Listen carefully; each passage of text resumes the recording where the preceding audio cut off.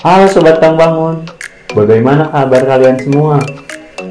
Semoga kalian semua dalam keadaan yang baik-baik saja ya. Kalian tahu nggak sih, di Indonesia, plafon lebih sering kita sebut dengan langit-langit. Hal ini bisa didasari karena penggunaan material ini yang sering digunakan di atap rumah. Sehingga jika ada orang yang menyebut tentang langit-langit, maka bermaksud orang itu adalah plafon.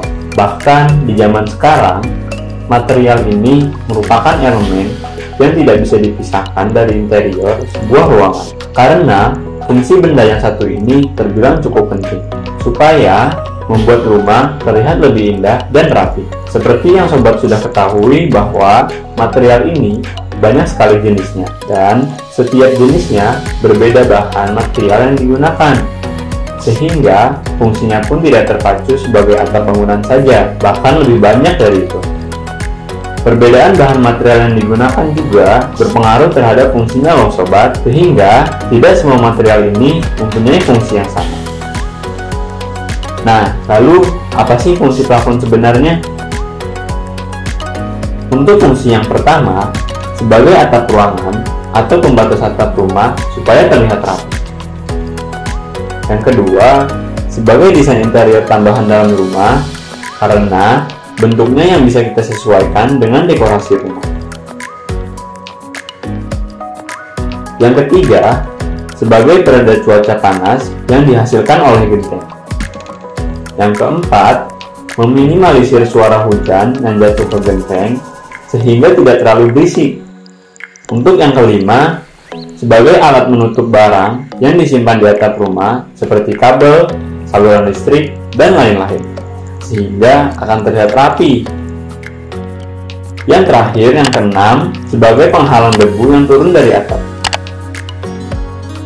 Plafon sendiri memiliki beberapa macam, tetapi Kang Bangun akan membahas plafon gypsum yang banyak diminati oleh masyarakat. Plafon gypsum ini termasuk material yang paling banyak diminati oleh masyarakat. Karena harga jenis gypsum bisa dibilang murah daripada bahan yang lain, dengan kualitas yang cukup baik pastinya. Akan tetapi, sebelum membeli plafon gypsum ini, kalian harus memperhatikan kelebihan dan kekurangannya, sehingga ketika menggunakannya, kalian sudah siap dengan semua risiko. Nah, untuk kelebihannya sendiri yaitu harganya yang terjangkau, terdapat banyak desain, pemasangan yang mudah dan cepat, gampang untuk mencarinya karena banyak yang menjual, dan bisa dicat jika ingin merubah warnanya loh sobat. Lalu, apa kekurangannya?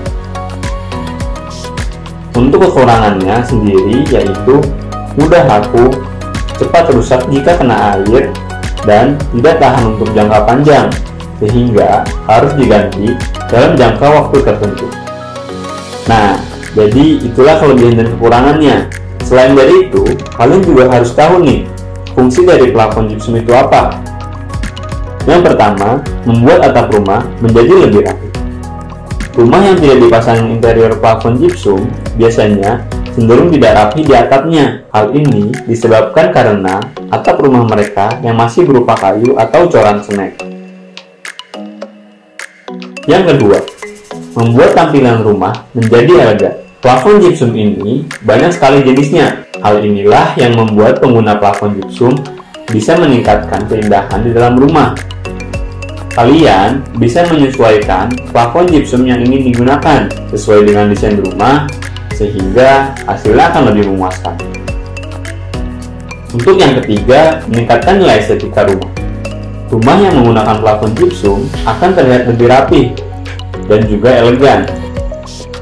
Hal inilah yang bisa menyebabkan nilai estetika rumah meningkat. Yang keempat, efisiensi waktu. Nah, plafon gypsum ini sangat mudah untuk dipasang, sehingga bisa mempercepat masa pembangunan rumah loh sobat. Nah, jadi itulah penjelasan mengenai plafon. Gimana? Kalian pasti udah paham dong?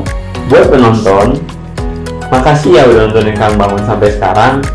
Jangan lupa buat follow sosial media kita, untuk linknya ada di deskripsi. Sampai bertemu di video selanjutnya. Bye! Buat kalian, jangan lupa buat like, comment, dan subscribe. Dan jangan lupa buat nyalain loncengnya ya.